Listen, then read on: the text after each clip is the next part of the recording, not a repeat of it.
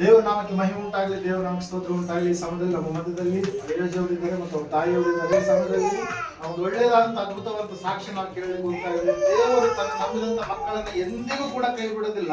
ವೈದ್ಯರು ಕೈ ಬಿಡಬಹುದು, ಕೆಲವೊಂದು ಪರಿಸ್ಥಿತಿಗಳು ಕೈ ಬಿಡಬಹುದು, ನಾವು ನಂಬಿದಂತವ್ರು ಕೈ ಬಿಡಬಹುದು, ದೇವರು ಮಾತ್ರ ಎಂದಿಗೂ ಕೈ ಬಿಡೋದಿಲ್ಲ ಅನ್ನೋದ ರೀತಿಯಲ್ಲಿ ಒಂದು ಸಾಕ್ಷಿ ಇರ್ಲಿಕ್ಕಿದೆ. ಆ ಸಾಕ್ಷಿ ಏನೇ ಆಗಿದೆ ಎಂಬುದಾಗಿ ಅವ್ರ ಬಾಯಿ ಮೂಲಕವಾಗಿ ಈ ಸಮಯದಲ್ಲಿ ನಾವು ಕೇಳೋಣ. ದೇವ್ರ ನಾಮಕ್ಕೆ ಸ್ತೋತ್ರ ಉಂಟಾಗಲಿ, ದೇವ್ರ ನಾಮಕ್ಕೆ ಮಹಿಮೆ ಉಂಟಾಗಲಿ. ದೇವ್ರು ಈ ರೀತಿಯಾಗಿ ನಮ್ಮ ನೆನೆಸಿದ್ದಕ್ಕಾಗಿ ನಾವು ದೇವ್ರ ಸ್ತೋತ್ರ ಮಾಡೋಣ. ಅದೇ ರೀತಿ ಕೂಡ ನಾವು ವಂದಿಸುವನಾಗಿರ್ತೇನೆ. ನಿಮ್ಮಲ್ಲಿ ಕೂಡ ದೇಶನಲ್ಲಿ ವಂದಿಸುವನಾಗಿರ್ತೇನೆ. ಏನಪ್ಪಾ ಅಂತಂದ್ರೆ ನಮ್ಮ ಸಾಕ್ಷಿ 2025 ವರ್ಷದಲ್ಲಿ ನಮ್ಮ ಭಕ್ತಿಯ ಪರೀಕ್ಷೆ ವರ್ಷವಾಗಿ ಮಾರ್ಪಟ್ಟಿತ್ತು. ಅನೇಕ ಶೋಧನೆಗಳು ಯಾವ ರೀತಿಯಾಗಿ ನಮ್ಮಲ್ಲಿ ಶೋಧನೆಗಳಿದ್ದಪ್ಪ ಅಂತಂದ್ರೆ ನಾವು ದೇವರನ್ನ ಬಿಟ್ಟು ಹೋಗ್ಬಿಡೋಕನ್ನೋ ರೀತಿಯಲ್ಲಿ ಶೋಧನೆಗಳಿದ್ವು. ಯಾವ ರೀತಿ ಅಂತಂದ್ರೆ ಮರಣಕರವಾದಂತ ಸಂಗತಿಗಳು, ಅನೇಕ ನಮ್ಮ ಜೀವಿತದಲ್ಲಿ ನಷ್ಟವಾಗುವಂತ ರೀತಿಯಲ್ಲಿ, ನಮ್ಮ ಜೀವಿತದ ಲಾಭಗಳು ಏನಾಗಿದೆ ಎಲ್ಲ ನಷ್ಟವಾಗುವಂತ ರೀತಿಯಲ್ಲಿ ಸಂಗತಿಗಳನ್ನ ನಾವು ಕಂಡಿವಿ.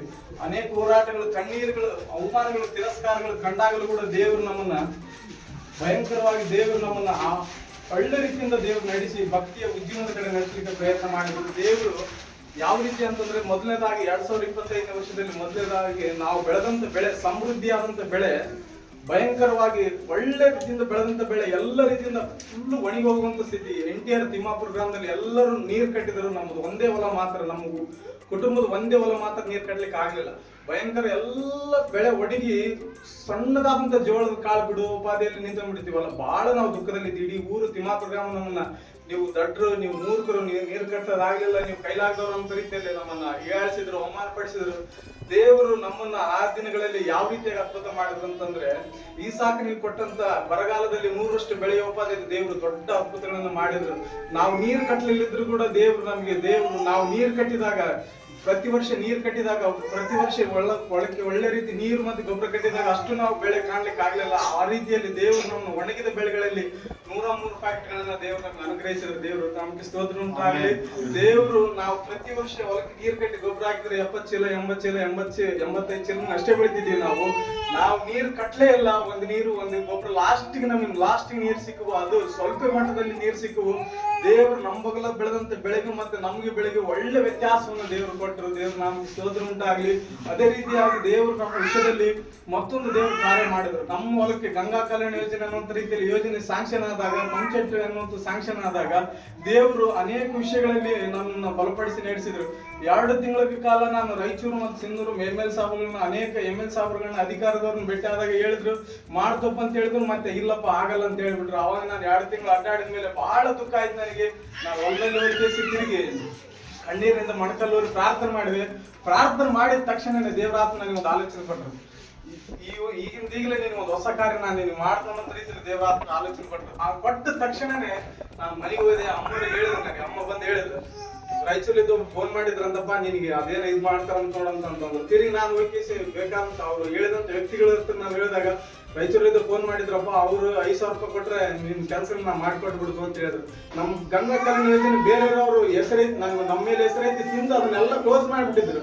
ಆ ಒಂದು ಯೋಜನೆ ಬೇರೆಯವರು ದುಡ್ಡು, ಬೇರೆ ಒಂದು ಬಜೆಟ್ ಅನ್ನ ನಮ್ಮ ಒಂದು ಯೋಜನೆಗೆ ಹಾಕಿ ದೇವ್ರು ಒಳ್ಳೆ ರೀತಿ ಕರೆಂಟ್ ಎಲ್ಲ ಒಂದು ಸ್ಥಿತಿಯಲ್ಲಿದ್ದಂತ ನಮ್ಮ ಹೊಲಕ್ಕೆ ದೇವ್ರು ಒಳ್ಳೆ ರೀತಿ ಕರೆಂಟ್ ಕೊಟ್ಟರು. 9 ವರ್ಷ 10 ವರ್ಷಗಳ ನಂತರ ದೇವ್ರು ನಮ್ಗೆ ಆಗದಿರುವಂತ ಕಾರ್ಯಗಳನ್ನ ದೇವ್ರು 2025ರಲ್ಲಿ ಆಗುವಂತ ದೇವ್ರು ಕೃಪೆ ಕೊಟ್ಟರು. ದೊಡ್ಡ ಸಾಕ್ಷಿಯನ್ನಾಗಿ ಅದನ್ನ ದೇವ್ರು ನಮ್ಮ ಜೀವಿತದಲ್ಲಿ ದೊಡ್ಡ ಕಾರ್ಯಗಳನ್ನು ಮಾಡಿದ್ರು. ನಂತರದಲ್ಲಿ ದೇವ್ರು ಏನ್ ಮಾಡಿದ್ರಪ್ಪ ಅಂತಂದ್ರೆ, ದೇವ್ರು ನಮ್ಮ ತಾಯಿಗೆ ಬಹಳ ಅನಾರೋಗ್ಯಕ್ಕೆ ಒಳಗಾಗುವಂತ ಸ್ಥಿತಿ ಉಂಟಾಯ್ತು. ನಮಗೆ ಭಯಂಕರ ಏನೂ ಆಗಿಲ್ಲ, ಬಟ್ ಏನಂತಂದ್ರೆ ಈ ಭಾಗದಲ್ಲಿ ಗಂಟೆಗಳು ಬರ್ಲಿಕ್ಕೆ ಸ್ಟಾರ್ಟ್ ಆದ್ವು. ತಿರುಗಿ ನಮಗೆ ಭಯ ಆಯ್ತು. ಒಂದು ದಿನ ನಾವು ತಿರುಗಿ ಚೇತನ ಆಸ್ಪತ್ರೆಗೆ ಭೇಟಾದ್ವಿ. ಚೇತನ ಆಸ್ಪತ್ರೆ ಡಾಕ್ಟರ್ ಹೇಳಿದ್ರು, ಇದನ್ನ ನೋಡಿ ಸೀರಿಯಸ್ ಗಡ್ಡೆ ಇರ್ಬೋದು. ಇಲ್ಲ ಅವ್ರು ಆಮೇಲೆ ನಮ್ಮ ತಾಯಿ ಹೊರ ಕಳಿಸಿ ನನಗೆ ಹೇಳಿದ್ರು, ಇದು ಸ್ವಲ್ಪ ಕ್ಯಾನ್ಸರ್ ಟೈಪ್ ಇರ್ಬೋದು ಅಂತ ಹೇಳಿದ್ರು. ಕ್ಯಾನ್ಸರ್ ಟೈಪ್ ಅಂತ ಹೇಳಿದ ತಕ್ಷಣ ನನಗೆ ಹೊರಗೆ ಬಂದು ನಾನು ನಮ್ಮ ತಾಯಿ ಒಂಥರ ಫುಲ್ ಕಣ್ಣೀರ್ಲಿದ್ದೆ. ನಾವು ದುಃಖದಿಂದ ಅಳ್ತಾ ಅನ್ನೋ ರೀತಿಯಲ್ಲಿ ಫೀಲಿಂಗ್ ಫುಲ್. ನಮ್ಮ ತಾಯಿ ಗೊತ್ತಾಗ್ತಿಲ್ಲ, ನಾನು ಅಳ್ತಾ ಇದ್ದೀನಿ ಸೈಡಿಗೆ ಬಂದು ಫುಲ್ ಕಣ್ಣೀರು ಇದ್ದೀನಿ. ದೇವ್ರೆ ಏನಪ್ಪ ಇದು, ನಾನು ನಿನಗಾಗಿ ನಿಂತಂತ ವ್ಯಕ್ತಿ, ನಿನಗಾಗಿ ಒಳಗಾದಂತ ವ್ಯಕ್ತಿ ದೇವ್ರೆ, ನನ್ನ ಕುಟುಂಬದಲ್ಲಿ ಈ ರೀತಿಯ ಸಾಕ್ಷಿಯನ್ನು ಕಾಪಾಡಿಕೊಳ್ಳಬೇಕಾದಂತ ವ್ಯಕ್ತಿಗೆ ದೇವ್ರೆ ಈ ರೀತಿಯಾಗಿ ಅವಮಾನ ಉಂಟಾಗುವಂತ ಸ್ಥಿತಿ ಉಂಟಾಯ್ತಲ್ಲಪ್ಪ ದೇವ್ರೆ, ನಿನ್ನ ಮಹಿಮೆಯನ್ನು ಕಳ್ಕೊಳ್ಳುವಂತ ವ್ಯಕ್ತಿಗಳಾಗಪ್ಪ ದೇವ್ರೆ, ಯಾಕೆ ದೇವ್ರೆ ಈ ರೀತಿ ಕಷ್ಟ ನಮಗೆ ಕೊಟ್ಟಪ್ಪ ಅನ್ನೋ ರೀತಿಯಲ್ಲ ನೀವು ಬಹಳ ದುಃಖ ಹಾಕಿತ್ತು ದೇವ್ರೆ. ನನ್ನ ಕುಟುಂಬ ಏನಾಗುತ್ತಪ್ಪ, ನಮ್ಮ ಕುಟುಂಬದ ಅಡುಗೆ ಎಲ್ಲಿ ಮುಳುಗೋತ್ತಪ್ಪ ದೇವ್ರೆ, ಎಲ್ಲರೂ ನಾವು ನಾಶ ಹೋಗಿ ಹೋಗ್ಬಿಡ್ತೇನೆ ಅಂತ ರೀತಿಯಲ್ಲಿ ಭಯಂಕರ ಶೋಧನೆಗಳು ಈ ರೀತಿ ಕಾಣುವಾಗ ನನಗೆ ಬಹಳ ಆಲೋಚನೆ ಉಂಟಾದ್ರು. ತಿರುಗಿ ದೇವರಲ್ಲಿ ನನ್ನ ಒಂದೇ ನಂಬಿಕೆ ದೇವರೇ, ನಾನು ನಿನಗಾಗಿ ನಂಬಿದ್ದೇನಪ್ಪ, ನಾವು ಸತ್ರ ಬದುಕಿದ್ರೆ ನಿನ್ ಒಂದೇ, ನಾನು ಬಿಟ್ರೆ ಯಾರಿಲ್ಲ, ನೀನೇ ನನಗೆ ತಂದೆ ತಾಯಿ ಬಂಧು ಬಳಗ ಅಂತ ಕೇಸಿ ದೇವರಲ್ಲಿ ನಾನು ದಿನಾಲು ಪ್ರಾರ್ಥನೆ ಮಾಡಿದೆ. ಅಯ್ಯರ್ ಉತ್ತರ ಬಂದ್ ಕೇಸಿ ಅಯ್ಯ ಹಿಂಗ ಅಂದಗಡೆ ಅಯ್ಯರ್ ನಮಗೋಸ್ಕರ ಪ್ರಾರ್ಥನೆ ಮಾಡಿದ್ರು ದೇವರು.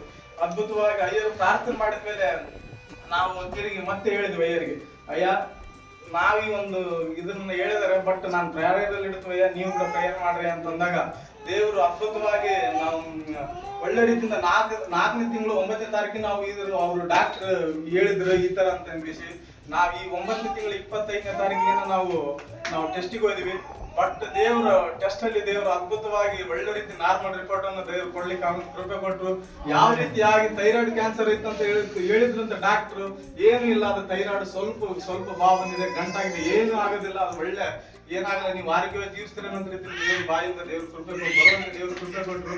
ಅನೇಕರು ನಮ್ಮ ವಿರುದ್ಧವಾಗಿ ವಿಧಿ ಬರೆದಾಗ್ಲು, ಅನೇಕರು ಸೈತಾನ್ ವಿಧಿ ಬರೆದ್ರು, ಮಾಟಗಾರರ ವಿಧಿ ಬರೆದ್ರು, ಅನೇಕ ರೀತಿಯಿಂದ ವಿಧಿ ಬರೆದ್ರು ಕೂಡ ದೇವರು ಹೊಸ ಅಧ್ಯಾಯವನ್ನಾಗಿ ದೇವರು ನಮಗೆ ಈ ವರ್ಷದಲ್ಲಿ ಕೃಪೆ ಕೊಟ್ಟರು. ಅನೇಕ ಭಕ್ತಿಗಳಲ್ಲಿ ಅನೇಕ ಶೋಧನೆಗಳು ಬಂದಾಗಲೂ ಕೂಡ ನಮಗೆ ದೇವರು ಕೊಡ್ಲಿಕ್ಕೆ ದೇವರು ಕೃಪೆ ಕೊಟ್ಟರು. ದೇವರು ಯಾವತ್ತೂ ಹೊಂದ್ಕೊಳ್ಳಿಕ್ಕೆ ಸಾಧ್ಯನಿಲ್ಲ, ಯೆಹೋವನು ನಮಗೆ ಆಶೀರ್ವಾದ ಕೊಡೋದಿಲ್ಲ ಅಂತ ದೇವರು ವಾಕ್ಯ. ಹಾಗಾಗಿ ನಿಮ್ಗೆ ಏನಾದ್ರೂ ಶೋಧನೆಗಳು ಬರೋದಾದ್ರೆ ಶೋಧನೆಗಳಲ್ಲಿ ದೇವರು ದೊಡ್ಡ ಜೀವನ ಕೊಡ್ಲಿಕ್ಕೆ ಆಗಿರ್ತಾನೆ ದೇವರು. ಅದಕ್ಕಾಗಿ ನಾವು ಸ್ತೋತ್ರ ಉಂಟಾಗಲಿ. ಕೇಳಿದ್ರಲ್ಲ, ದೇವರು ಒಂದು ದೊಡ್ಡದಾಗಿರ್ತಕ್ಕಂಥ ಸಾಕ್ಷಿ. ಅವರ ಹೊಲಗಳ ವಿಷಯದಲ್ಲಿ, ಅವರ ಆರೋಗ್ಯದ ವಿಷಯದಲ್ಲಿ, ಐರಜವರ ಆರೋಗ್ಯದ ವಿಷಯದಲ್ಲಿ, ಅವರ ತಾಯಿಯವರ ಆರೋಗ್ಯದ ವಿಷಯದಲ್ಲಿ, ಕುಟುಂಬದಲ್ಲಿ ಇನ್ನೂ ಅನೇಕ ವಿಷಯಗಳಲ್ಲಿ ದೇವರು ಅನೇಕ ಮೇಲುಗಳನ್ನ ಮಾಡಿದ್ದಾರೆ. ಯಾಕಂದ್ರೆ ದೇವರು ತನ್ನ ನಂಬಿದಂತ ಮಕ್ಕಳನ್ನ ಎಂದಿಗೂ ಕೂಡ ಏನ್ ಮಾಡಲ್ಲ ಅಂತ ಹೇಳೋ ವಾಕ್ಯ ಕೈ ಬಿಡೋದು.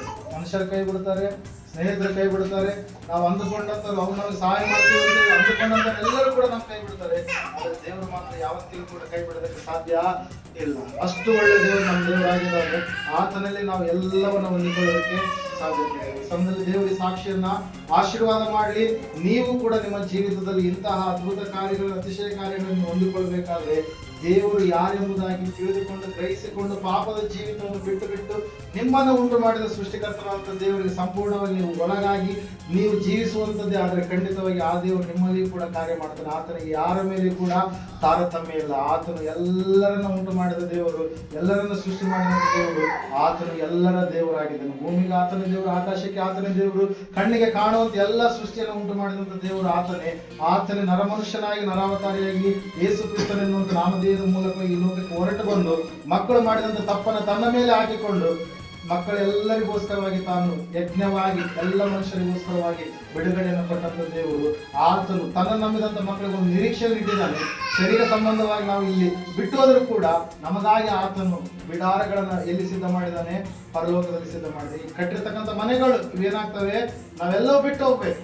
ಆದ್ರೆ ನಿಜವಾಗಿರ್ತಕ್ಕಂಥ ಆಸ್ತಿ ಯೇಸು ಆಗಿದ್ದಾನೆ. ಆತನನ್ನು ನಾವು ಅಂಗೀಕರಿಸಿಕೊಂಡು ಆತನೇ ನಿಜವಾದಂತ ಒಳ್ಳೆಯನೆಂಬುದಾಗಿ ಗ್ರಹಿಸಿಕೊಂಡು ನಾವು ಜೀವಿಸುವಂತದಾದ್ರೆ ನಮ್ಮ ಜೀವಿತದಲ್ಲಿ ಆತನೇ ನಮಗೆ ಹಿಂಬಲವಾಗಿ ಮುಂಬಲವಾಗಿ ಜೊತೆಗಾರನಾಗಿದ್ದು ನಮ್ಮ ಸುತ್ತಲೂ ಯಾವಾಗಲೂ ಆತನೇ ಇದ್ದು ನಮ್ಮನ್ನ ಏನ್ ಮಾಡ್ತಾನೆ? ಕಾಯ್ದು ಕಾಪಾಡಿ ನಡೆಸ್ತಾನೆ. ದೇವರಿಗೆ ದೊಡ್ಡ ಸಾಕ್ಷಿಯನ್ನ ಆಶೀರ್ವಾದ ಮಾಡಿ.